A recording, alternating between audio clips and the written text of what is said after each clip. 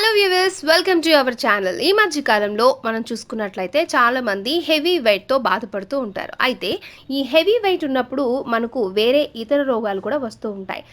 అంటే heart diseases అని, diabetes అని, ఇంకా థైరాయిడ్ ప్రాబ్లమ్స్ అని, అంతేకాకుండా హార్ట్ అటాక్ వచ్చే సమస్యలు కూడా ఉన్నాయి.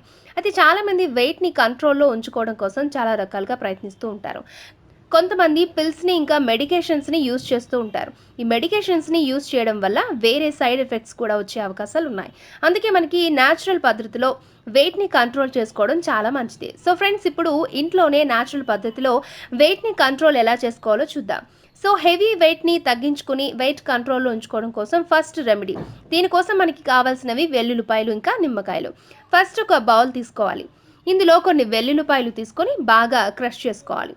సో గార్లిక్లో మనకు యాంటీ అంటే హీట్ ఫ్యాట్ కట్టింగ్ అంటే హీట్ని ప్రొడ్యూస్ చేస్తుంది, ఫ్యాట్ని కొలెస్ట్రాల్ని బర్న్ చేస్తుంది. సో ఇలా క్రష్ చేసుకున్నాం కదా గార్లిక్, దాన్ని పక్కన పెట్టుకోవాలి.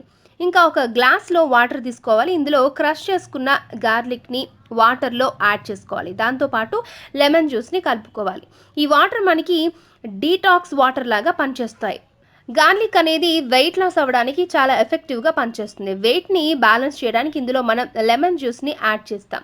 లెమన్ జ్యూస్ ఏంటంటే మెటబాలిజం సిస్టమ్ని కంట్రోల్ చేస్తుంది. అయితే ఫ్రెండ్స్, ఈ వాటర్ని మార్నింగ్ తీసుకోవాలి అనుకుంటే నైట్ ఈ రెమెడీని మీరు ప్రిపేర్ చేసుకోవాల్సి ఉంటుంది. అలాగే ఈ రెమెడీని డయాబెటీస్ ఉన్నవారు కూడా ఉపయోగించవచ్చు. అలాగే గ్లూకోజ్ లెవెల్స్ని మెయింటైన్ చేయడానికి కూడా ఈ రెమెడీ చాలా బాగా యూజ్ అవుతుంది. సో చూసారు కదా ఫ్రెండ్స్, వెయిట్ లాస్ కోసం మంచి రెమెడీ. ఈ వీడియో మీకు నచ్చినట్లయితే మీ అభిప్రాయాన్ని మాకు తెలియచేయండి.